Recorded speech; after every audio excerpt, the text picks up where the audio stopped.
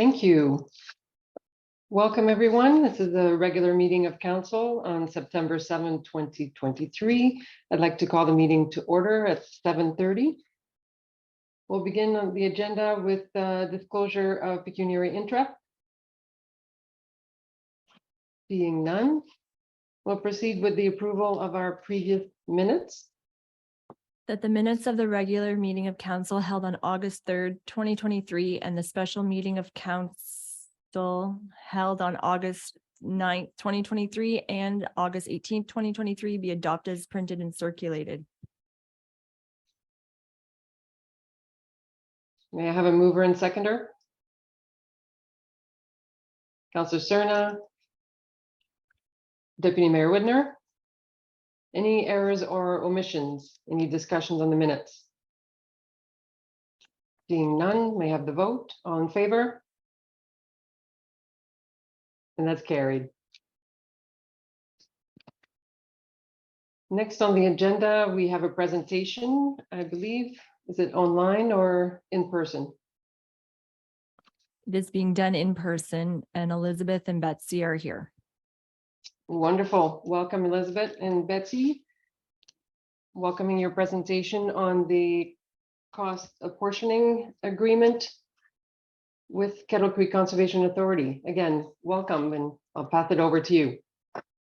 Thank you. It's a pleasure to be here tonight on behalf of the Kettle Creek Conservation Authority, and nice to see some familiar faces around the room.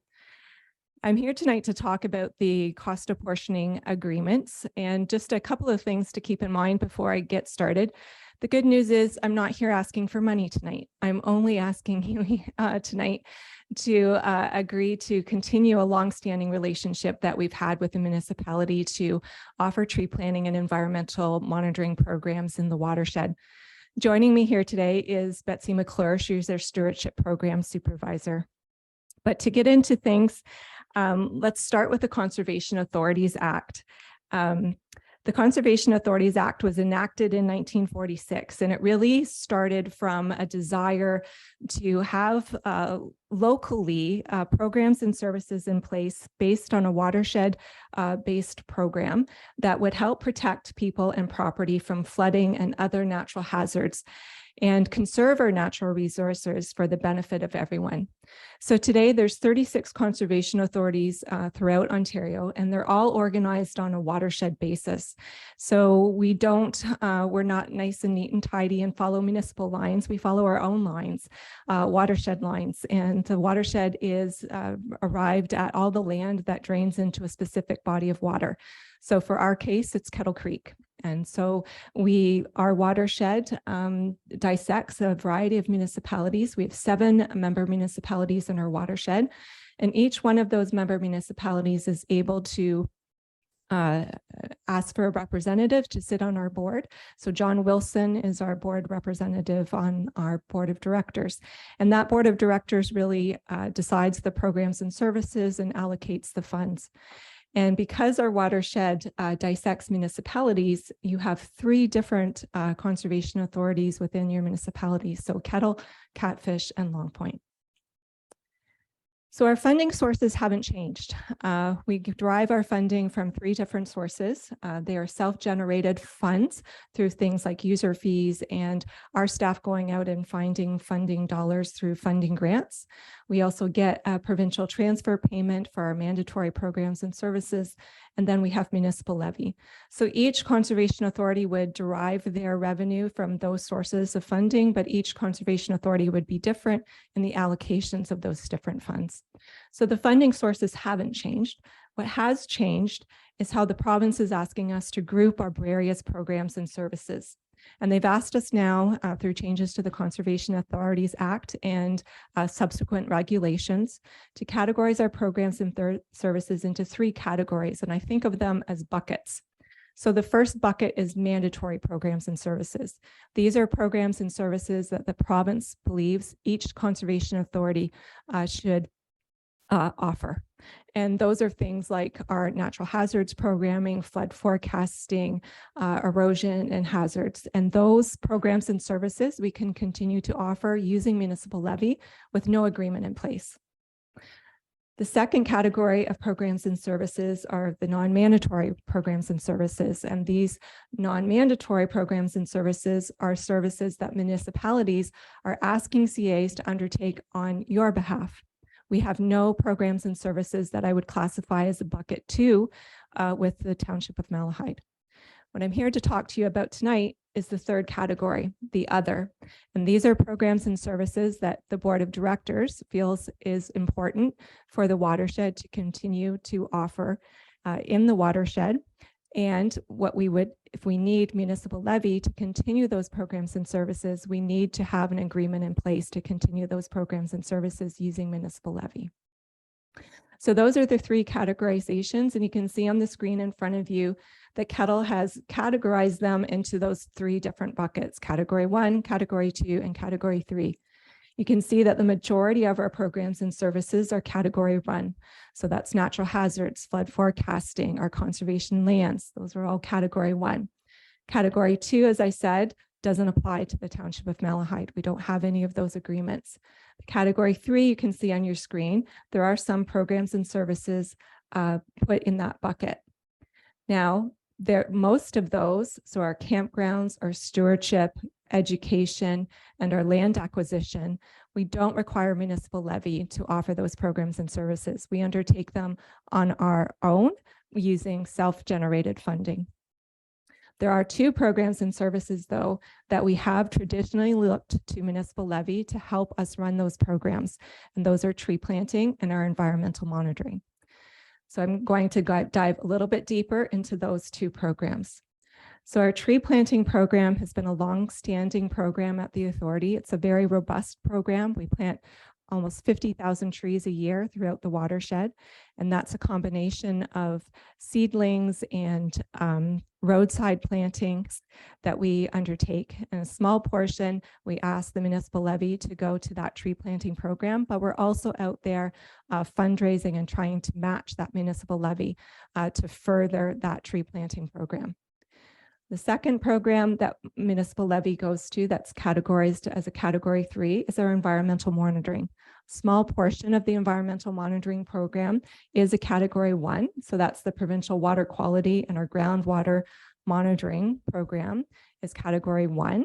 But then Kettle, through negotiations with our municipalities in the past, have enhanced that monitoring program to offer additional monitoring throughout the watershed. And that consists of surface water monitoring, as well as benthic invertebrates. And benthic invertebrates are the bugs that live in the streams and creeks around the watershed. And we're able to take samples of those and really get a sense of how healthy our watershed is by those benthic invertebrates.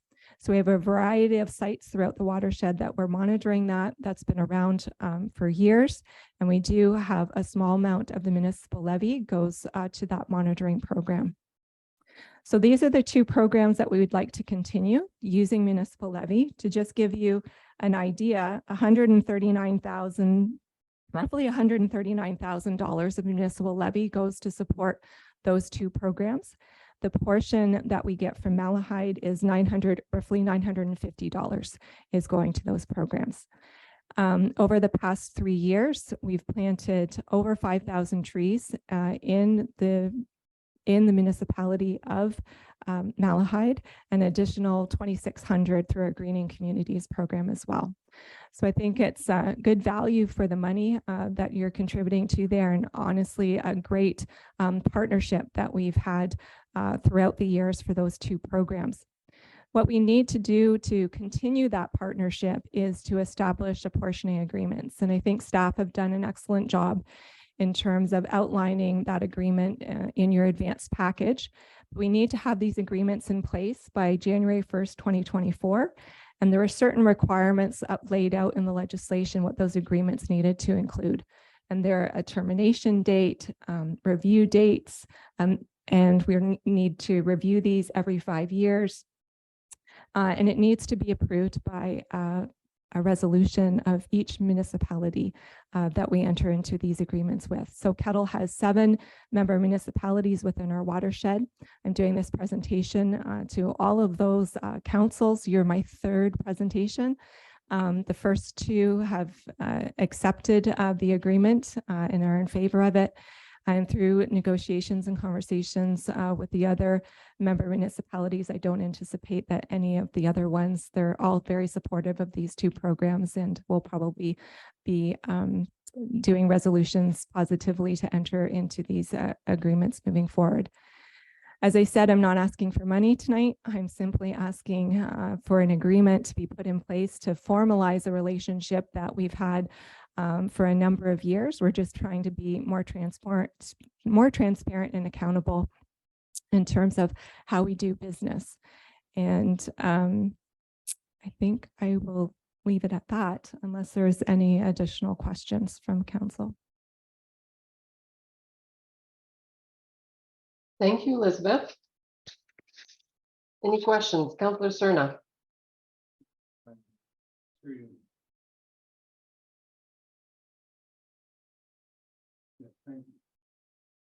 Thank you, Madam Mayor. Through you to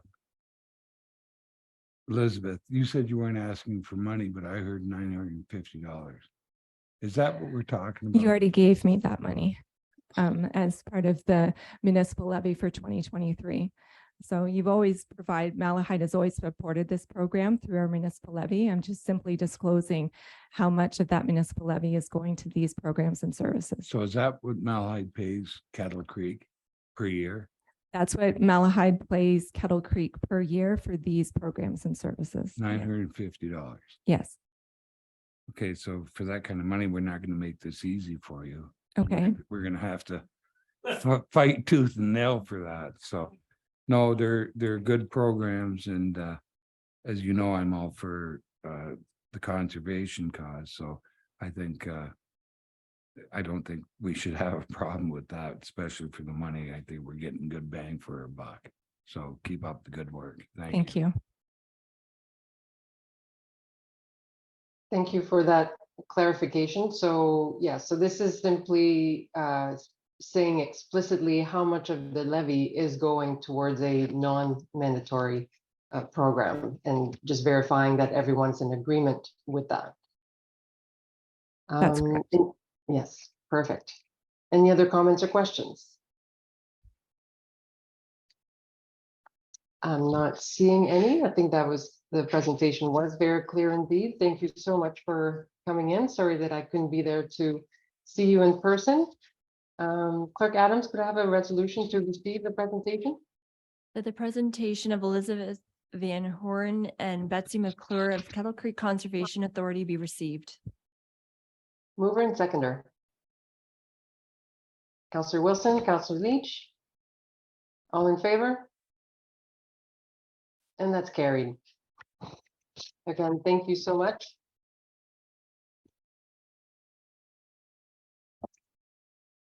So from there, we can segue directly. Thank you, Betsy, as well. We can segue into the reports of departments, and the first report being from Director Gobby about the presentation that we have just received and the agreement. So now this is our opportunity to discuss it and pass a formal resolution. Over to you, Director Gobby. Thank you, Madam Mayor. Through you to council. Before you have staff report, PW 2350, Kettle Creek Conservation Authority cost apportioning agreement. The purpose of this report is to provide a very simple high-level overview of the excellent presentation that we just got from Elizabeth and Betsy. I've just briefly summarized basically that presentation, providing that Malahide staff are supportive of Kettle Creek's watershed management efforts and the overall value that these programs provide to the township and the Kettle Creek watershed as a whole. And really, that's the gist of the report. We're seeking your resolution to execute this agreement with Kettle Creek Conservation Authority. And the only thing I would point out, if you read in the report, that For this program, we are actually representing 0.6798% of their annual operating cost for this program. And that'll be the percentage that gets projected each year as the value of what we will be contributing. So if there are any further questions, I'd be happy to answer. Thank you for that. Any questions or comments? Being none, Clerk Adams, we have the resolution. The report number PW 23-50 entitled Kettle Creek Conservation Authority Cost Proportioning Agreement be received, and that the mayor and clerk be authorized to execute the cost apportioning agreement with Kettle Creek Conservation Authority as outlined in this report. Mover and seconder. Councillor Lewis, Councillor Wilson. All in favor? And that's carried. Thank you for that. The next report, again, from you, Director Dobby, about the, so follow-up, I guess, on the Copenhagen Park landscape redesign. Yes, thank you, Madam Mayor, through you to council. Staff report PW 2351, Copenhagen Park landscape redesign, as was mentioned. About 2 months ago, or a month ago, we had a chat about the Copenhagen Park landscape proposal that came in. Council's direction at that time to staff was to work with Beamish Landscaping to bring the scope of the project down to fit into the previously approved capital budget. So we have gone back and had that conversation with Beamish Landscaping. Staff are satisfied, and Beamish believes that the plan that we've attached here would provide a nice beautification improvement to the landscaping around this stormwater management pond while remaining within budget. So if you refer to page 53 of your agenda package, you can see a brief outline of that report. You can see there's a number of tree plantings, a couple flower beds around the corners. What we have done is reduced the overall flower bed areas, which decreases future maintenance costs, like relating to mulch and weeding and all that kind of stuff that needs to be done. At the same time, we have maintained a good setback from the edge of the pond, which will facilitate future maintenance and clean out of that pond without having any significant impact on this work. So from that, we are looking for council's approval to proceed with the plan as has been attached to this report here. If that is the case, we do anticipate that installation of all this landscaping works will be done probably through the month of October. If there are any questions, I'd be happy to take them. Thank you. It would be nice to proceed with this project. Councillor Glinsky, yes.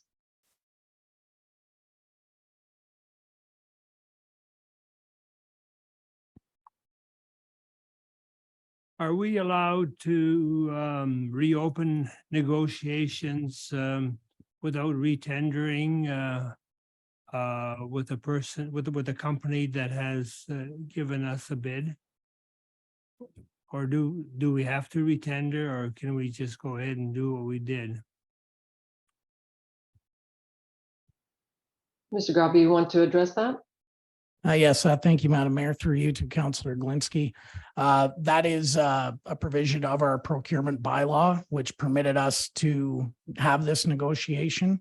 When the original bids and tenders were put out and those high bids were received that were presented back in August, that document did contain that clause that allowed us to have this negotiation without having to do the retendering. Thank you for this clarification. Any further comments or questions? Deputy Mayor Widner? Yeah, thank you, Madam Mayor. Just a question maybe to Jason. I know in the beginning we were really getting into the public consultation for the plan. Was there any consultation on this modified amount now? Through you, Madam Mayor, to Councillor Deputy Mayor Widner.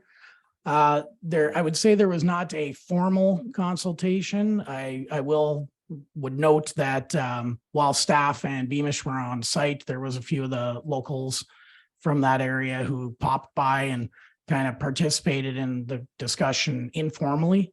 And overall, I can say anecdotally that they were pleased to see that things were still proceeding. And it sounded like everyone was going to be happy with the landscaping that was going to be done. Okay, thank you for that. New price sure makes it easier for us to budget, so thank you. Right, because there was a full endorsement of the last design, so this is really the same approach as a scaled down approach because of the cost. Councillor Leach? Through you, Madam Mayor. I am much more supportive of this design because yes, definitely maintenance costs will be substantially lower and the overgrowing isn't going to be as bad as this ages. Good point. Any further comments or questions? Seeing none, may I have the resolution? The report number PW 23-51 entitled Copenhagen Park Landscape Redesign be received and that staff be directed to execute an agreement with Beamish Landscape Services Limited to complete landscape design as attached. Mover and seconder. Councillor Leach, Councillor Lewis, all in favor? And that's carried. Thank you. Thank you, Mr. Gombe. Next on the agenda, we have a zoning bylaw amendment, and I believe we have Mr. McGuffin to walk us through this application. Good evening, Your Worship. Good evening. Over to you. Thank you. So before council this evening, we have report number DS 2323. It's a zoning bylaw amendment application to lift a holding zone on behalf of Mr. Paul Wagner. Authorized agent for the application is Zelenka Priamo, care of Azur Davis. The report recommends that DS 2323 entitled zoning bylaw amendment to lift the holding of Paul Wagner be received, and that zoning bylaw amendment D14-Z11-23 on behalf of Paul Wagner relating to the property located at concession 7 North, part lots 26 to 28, concession NTR, part lots 99 to 101, and known municipally as 9600 Walker Road be approved for the reasons that are set out in the report. Just by way of background, previously this year, council received an application on the subject lands for a zoning amendment. The property is approximately 2.3 hectares in size, 169 meters of frontage along Walker Road, and has an average depth of about 142 meters. The lands currently contain an existing barn, dwelling, accessory structures, and a 563 cubic meter building that was previously used as a finishing business, pardon me. The lands are bound by agricultural lands to the north, east, and south, and by Walker Road to the west. They're designated a special policy area 6 in the Malahide official plan, and again zoned farm industrial site specific M3-3-H for holding on map 48 of the bylaw. The application earlier this year was for an official plan amendment and zoning bylaw amendment to permit the development of a 2,000 square meter metal roofing and siding fabrication use on the subject lands in place of the former furniture finishing business. The H symbol was applied to the zoning bylaw for the purposes of the completion of a noise impact study to assess any noise impacts on the proposed use and determine any mitigation measures that would be necessary to be implemented. As a result, the applicant has retained a qualified noise and acoustic engineer. A noise impact study was prepared by Grit Engineering, and the study had concluded that the proposed use would comply with applicable MECP provincial guidelines and that no mitigation measures are recommended. As a result, staff have no concerns with regards to the findings of the noise impact study or the proposed removal of the holding provision. Great. Thank So you. any questions or comments? Not seeing any. That seems pretty straightforward. So may I have the resolution, Clerk Adams, please? That report number DS 23-23 entitled zoning bylaw amendment to lift holding of Paul Wagler be received, and that zoning bylaw amendment number D 14 Z 11-23 on behalf of Paul Wagler relating to the property located at concession 7 North Part Lots 26 to 28, concession NTR Part Lots 99 to 101, and known municipally as 9600 Walker Road be approved for the reasons set out in this report. Mover and seconder. Councillor Cerna, Deputy Mayor Widner. All in favor? And that's carried. Thank you, Mr. McGuffin. Have a nice evening. Next on the agenda is the Elgin Group Policing Agreement. I believe our interim CEO, Mr. Boylan, will be addressing this item. Thank you, Madam Mayor. So as council knows, our agreement with the OPP expires at the end of this year. What's being recommended in this report is an extension of our existing contract for a 2-year period. We're in a bit of a holding pattern, waiting on new legislation to take effect that would make this agreement moot. But until that time, we have to make sure that the community is being served. We believe that the existing contract does provide good value to the community and to our ratepayers. So we're recommending that we just go ahead and authorize the extension. Thank you. Thank you for that. Any questions or comments? Again, pretty straightforward, still in holding pattern, so status quo for now. So may I have the resolution then? The report number CIO 23-12 Elgin Group Policing Agreement be received, and that council agrees to extend the existing Elgin Group Policing Services Agreement with the Ontario Provincial Police for an additional 2-year period ending December 31st, 2025. Mover and seconder. Councillor Glinsky, Councillor Lewis, all in favor? And that's carried. Next is correspondence. There are 16 items. Any comments or specific endorsements? Councillor Wilson. Through you, Madam Mayor, I'd like to wish Roma and Chad and Kent all the best with their trains and drains. It's there'll be a bit of a battle there, and hopefully the railroads start paying their fair share again. Thank you for that. Deputy Mayor Widner, did I see your hand? No? Anything else? And Councillor Wilson, did you want to send a formal endorsement to the organization or the municipalities, or just adding your voice? I guess just adding my voice and wish them the best of luck in their pursuits. It sounds like that's the best case they've got going, and they're gonna go after them in court. So it's fingers crossed for them. Yeah, certainly a file that we will all be following for sure, to be continued. So if there's nothing else, Clerk Adams, may we have the resolution to receive the correspondence? That the following 16 items be received and noted and filed. Mover and seconder. Deputy Mayor Widner, Councillor Lewis, all in favor? And that's carried. Any other business? Deputy Mayor Widner. Yeah, thank you, Madam Mayor. Just we see our new speed sign is up in the west end of Springfield, so nice to see that working. We maybe should have one last weekend in line when we had the horrific crash, and I don't know what's gonna solve that kind of nonsense, but that's, you got an intersection with lower speed limits on both corners and it's not being adhered to. So I don't know what the answer is, but maybe some more of these speed signs will help. I'll have to monitor the efficiency of this one, I guess. Thank you. Thank you.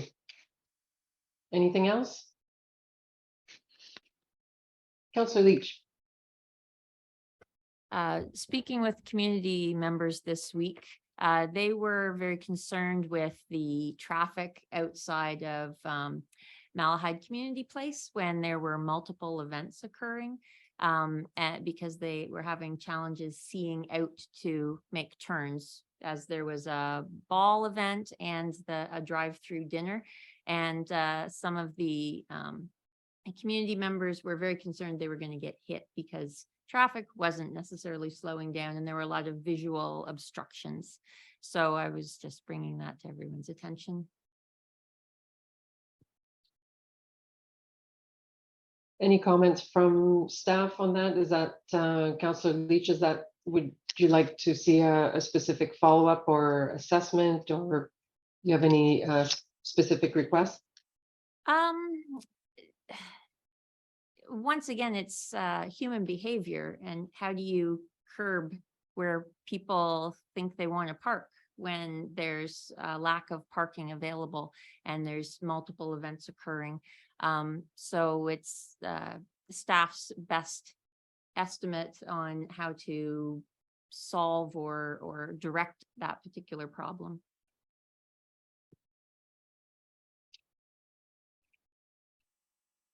Any comments from staff as whether there's a specific follow-up that would be needed in the event? I guess it doesn't happen very often that there are multiple events, and maybe a conflict with parking. Mr. Gobby, any comments on that? Yes, thank you, Madam Mayor. It's something I can have a chat with our manager of facilities and our manager of roads and construction.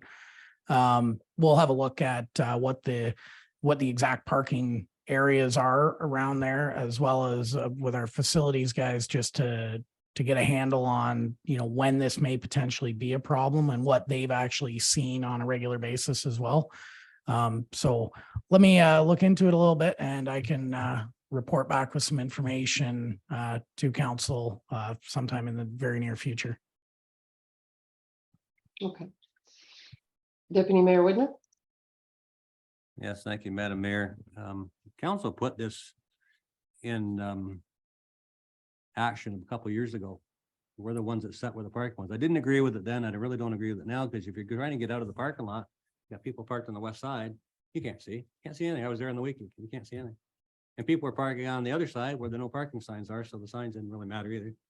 But I think to help that, if you could get people parking further north, so you can have some visibility, but I guess the reason council wanted it on the west side was so people wouldn't have to cross the road to get there, but if you can't get out, it makes it kind of dangerous too. So I don't know what the answer is. Maybe if we just have the parking back further so you just can't see. Thank you. Okay, thank you. Yes, I do believe that dates back to maybe 2018-ish, so there was an actual resolution from council, so we have to be mindful. Just to see if something needs to be adjusted. Anything else?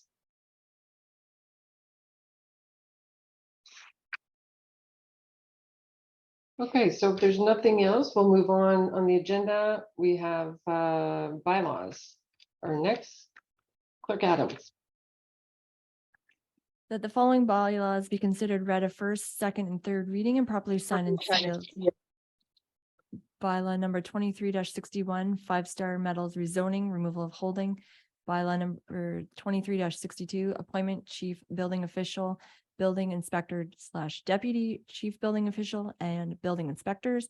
And bylaw number 23-63, OPP contract extension. Thank you for that. Mover and seconder. Councillor Cerna. Councillor Leach. Any further questions or comments? Seeing none, may I have the vote. All in favor? And that's carried.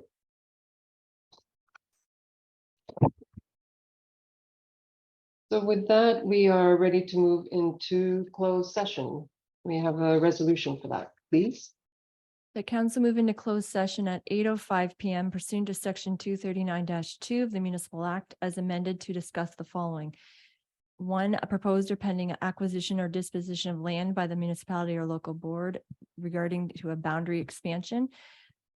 Two, a labor relations or employee negotiations matter relating to the CIO department staffing. Three, labor relations or employee negotiations matter regarding QP contract negotiations. And advice, number four, advice that is subject to the solicitor client privilege, including communications necessary for that purpose relating to the EECC governance. Mover and seconder. Counselor Lewis, Counselor Glinski, all in favor? Carried. Welcome back. We're out of closed session. And we have the resolution. Clerk Adams, please. That the following closed session items be received for information. One, proposed or pending acquisition or deposition of land by the municipality or local board regarding a boundary expansion. Labor relations or employee negotiations matter relating to CAO department staffing. Labor relations or employee negotiation matters relating to QP contract negotiations, and advice that is subject to solicitor client privilege, including communications necessary for that purpose relating to the EECC governance, and that staff proceed as directed by council. Mover and seconder. Counselor Leach, Deputy Mayor Widner, all in favor? And that's carried. Next is confirmatory bylaws. May I have the resolution? That bylaw number 23-60 being a confirmatory bylaw be given first, second, and third reading and properly signed and sealed. Mover and seconder. Counselor Cerna, Counselor Lewis, all in favor? Opposed? And that's carried. And adjournment. That council adjourn its meeting at 10:05 PM to meet again on September 21st, 2023 at 7:30 PM. Moved by Deputy Mayor Widner, seconded by Counselor Glinski, all in favor? And that's carried, barely. Thank you, everyone, for a productive meeting. Enjoy the rest of your evening.